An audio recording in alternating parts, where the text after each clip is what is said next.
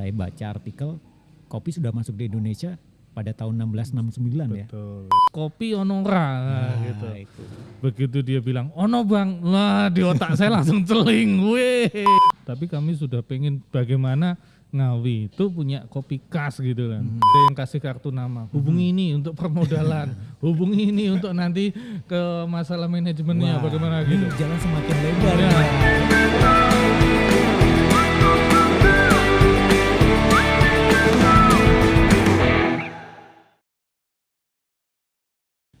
Hai teman, apa kabarnya? Selamat datang di podcast jinawi.com, media informasi dan edukasi yang ada di Ngawi ya. Episode kali ini saya akan membahas tentang sesuatu yang lagi in. Sebenarnya nggak in sih ya, sudah lama banget. Dan kita ada di sesuatu bukan rumah, bukan apa ya ini ya. Tapi sih namanya Omah gitu loh, Omah Jengki. Ya, Omah Jengki. Dan kita akan membahas sesuatu yang karena di sini sudah ada nih pasti ya. Nah ini kita akan bahas kopi. Tapi kopinya kopi yang ada di Ngawi, kopi Selondo. Nah, saya bersama ownernya di episode kali ini kita akan membahas tentang kopi Selondo. Kita sapa dulu. Apa kabar Bang Yos? Kabar baik. Salam sehat Mas John. Yes. Wah, luar biasa. Kalau masuk di sini di Omah Jengki itu pasti langsung terngiang. Gimana? Langsung teringat kopi Selondo. Oh, iya. Itu ya. Pasti dari teman-teman yang lagi di perantauan yang mungkin lagi nonton YouTube-nya dari jinawi.com pasti penasaran. Siap. Mudah-mudahan nanti pas balik mampir di sini. Harus Siap. itu ya. Karena konsumen kami juga dari Hong Kong, Nah, itu dia. Singapura. Kiriman terakhir Hong Kong, tapi tahun sebelumnya kami pernah kirim ke Norway. Wow. Nah, kita tahan dulu. Iya, siap. Biar nanti siap. dari teman-teman yang ada di sana itu nggak was. Nah, kita bikin penasaran dulu ya kan. Siap. Oke, Bang Yos. Siap. Yang namanya kopi itu kan sudah lama banget ya. Dari mbah-mbah kita, dari mbah buyut kita sudah mencintai ada, kopi. ya. Bahkan kalau sekilas itu saya baca artikel kopi sudah masuk di Indonesia pada tahun 1669 ya. Betul ya. Itu dibawa dari kota Malabar, salah satu kota di India, terus dibawa ke Indonesia, terus akhirnya Belanda ya, berkembang ya. Nah itu pas penjajahan Belanda juga membawa ya. Iya. Itu bisa diceritakan sedikit Bang Yos? Seperti yang tadi dibahas di depan, Belanda membawa bibit kopi ya dari Malabar India ke sini. Walaupun di awal ceritanya dia juga pernah gagal. Terus kedua dia coba lagi, sukses, terus akhirnya nyebar-nyebar se Nusantara ya. Salah satunya yang ditinggalkan di bumi kita, di bumi orek-orek. Ini kopi Excelsa. Excelsa ya itu. Excelsa ya, itu ada di Jogorogo, Ngerambe, Sine itu ada. Boleh Jogorogo itu alias Tanah Abang loh. Iya. Iya, soalnya tanahnya merah, bukan Tanah Abang Jakarta. Kita juga punya Tanah Abang. Iya. Kalau nggak percaya silakan ke Jogorogo ya. Lempung Abang. Oke lanjut. Iya. Bicara kopi Ngawi tidak lepas sebetulnya dari jasa teman-teman Pok Darwis Ngerayudan. Itu pernah ngundang kami itu di acara foto sebetulnya. Nah di saat itu Mas Ketua Pok Darwis tanya ke saya itu, Mas Tohar, Bang, ini kalau sebagai sebuah tempat destinasi wisata kurang apa? Saya jawab, ini sudah representatif lah, sudah bersih, sudah temoto gitu ya, warung-warungnya juga sudah ditata indah gitu. Terus saya balik tanya, lah neng kene ono oleh-oleh gak? Saya tanya gitu. Soalnya itu bisa menjadi ciri khas Iya, di mana destinasi kan biasanya ada oleh-oleh begitu ya. Nah itu saya tanya, belum dia sempat jawab, saya tanya lagi, kopi ono ora? Nah, gitu. Itu. Begitu dia bilang, ono bang, wah di otak saya langsung celing, weh. Good idea. Oh ini, wong ngopi ketemu kopi kan, ya udah itu aja angkat. Mana pohonnya? Langsung aku kejar itu pertanyaan. Pas waktu berikutnya. di Ngerayudan, halo untuk masyarakat Ngerayudan ya. Iya. Kita sapa dulu. Nah itu tahun berapa sih bang? Tahun 2017 bulan Juli. Bulan Juli itu sebelum Festival Gravitasi yang kedua. Sebelum itu saya dibantu Mas Tohar sama almarhum Mas Aris Kung itu ketemu dengan salah satu petaninya. Saya ditunjukkan pohon kopinya itu, pertama yang saya bilang, wow, pohon kopi kok tingginya 8 meter kan biasanya kopi rendah-rendah. Iya, piye le manen. Nggak taunya apa? Pakai ondo. Kalau ondone nggak kuat digeraji. Tahu ondo? Ondo itu tangga ya. Kalau onde itu beda. Kalau ondo itu adalah tangga, kalau onde-onde itu beda. Iya. Terus lanjut dari situ semakin penasaran kan. Pohonnya saya gigit itu manis dan baunya nangka gitu kan. Nah ternyata memang iya, kalau di roasting atau orang di Ngerayudan biasanya di sangrai ya. Di sangrai goreng wingko itu memang aromanya nongko gitu. Bukan berarti dia dekat dengan pohon nongko atau pohon nangka ya, bukan ya. Tapi memang dari sononya si kopi ini sudah ada aroma nangka gitu. Sama penduduk desa biasanya dicampur. Campur sama kopi yang lain, robusta. Akhirnya hilang Terus dari cita rasanya sendiri. Bahkan dicampur beras. Ini menarik betulnya. Ini menarik. Dan ibunya almarhum Mas Aris, Kungnya itu, saya panggil Kung ya, Aris Kung itu, saya beli ke beliau. Waktu itu 28.000. Saya per beli kilo. Iya. Masih mentah. Dan percaya enggak? Saya belinya itu dibonusi beras. Yakin? Kan sudah siap mau disangrai. Buat campuran berarti ya? Ya udah kepaksa saya tapeni kan 2 kilo itu tapeni dipisahin. Terus yang ternyata kurang kalau kami mau roasting kan. Kebetulan saya tergabung di komunitas Ngopi AE sama teman-teman Madiun. Saya belajar roasting di Madiun. Berapa lama itu belajar?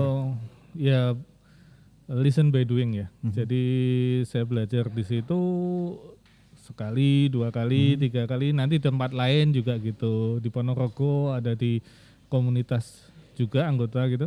Mas Witsun, Mas Nuk.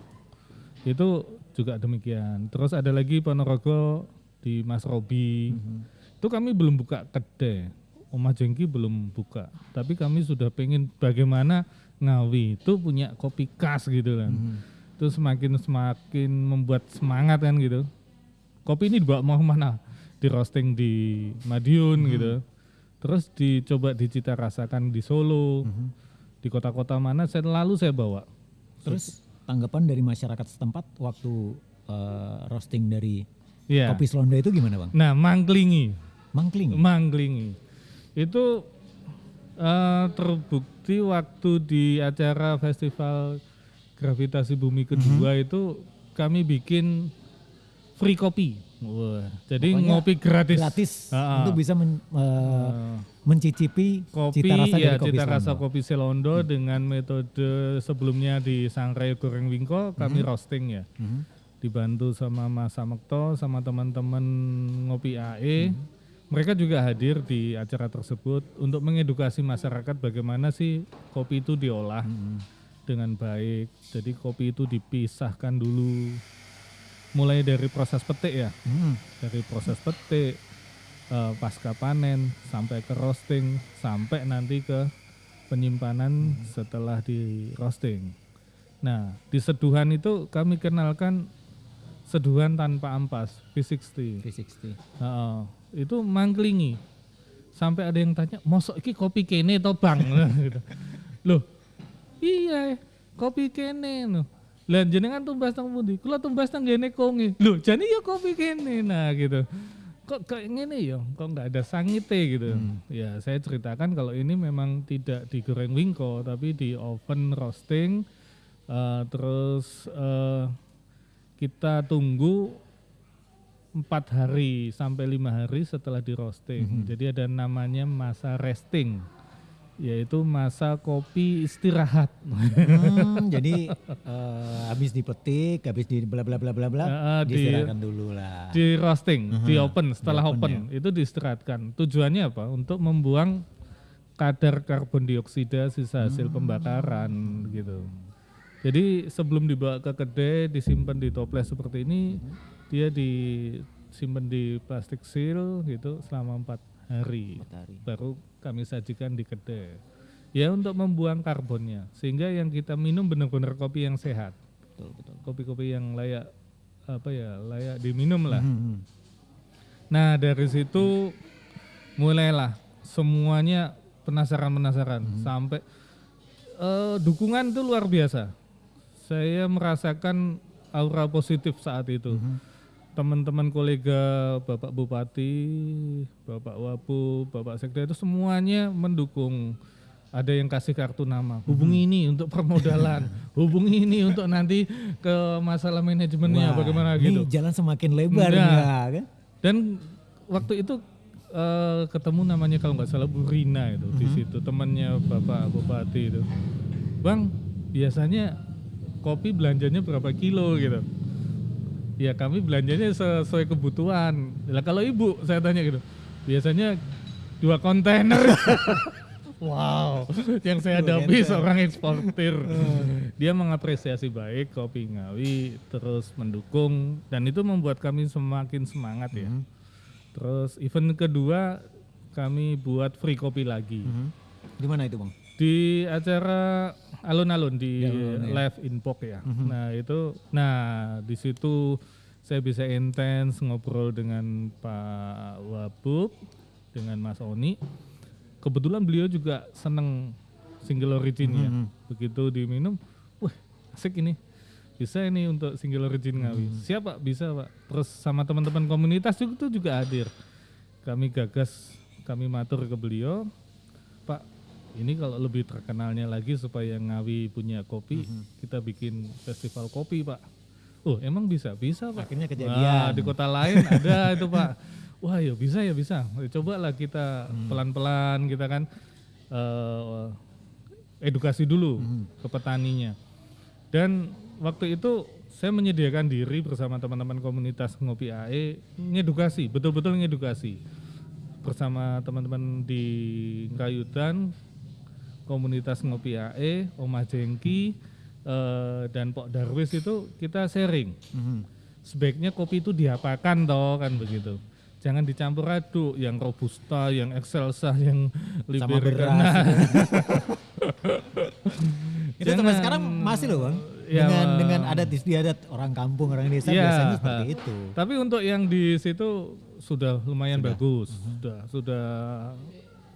Ada lagi yang cerita menarik tapi nantilah. Tunggu. Ini setelah kami edukasi, mereka akhirnya juga bersemangat. Ternyata kopi itu prosesnya demikian toh. Supaya semakin semangatnya, harganya kan bagaimana kan begitu. Masa ya harus 28 lagi kan ya. Tahu nggak? Kalau biasanya orang ngijon itu kan lebih murah ya. Kayak tengkulak ngijon. Saya ngijon Mas. Kopi itu tak ijon. Ada saksinya Mas Toher itu. Kopi Selondo itu tak ijon 1 tahun. Jadi tak kasih uang, ini uang, tahun depan setor harga 50.000 per kilo. Wow. Pada setahun yang akan datang gitu. Ini uangnya lah gitu. Berarti dia sudah memprediksi ya? Loh supaya gini, satu, saya juga harus bisa menghargai dong kopi ini gitu loh. Kalian kan sudah berbeda. Sebelum kami edukasi dan sesudah edukasi perilakunya kan juga beda. Otomatis dia memperlakukan kopinya juga beda. Akhirnya kan harus kami hargai lebih kan. Apa gunanya kami edukasi kalau harganya tetap sama kan gitu. Mensejahterakan petani setempat. Gila kan 28 jadi 50.000. Tak ijon tak kasih uang nih tahun depan setor ke saya. Ditebas berarti ya? Enggak. Enggak Saya ditebas. terbatas aja kok. Saya tahu diri aja supaya begini. Ke teman-teman lain juga dapat gitu loh. Teman-teman yang kode-kode lain, kode-kode di Ngawi, yang di luar Ngawi juga.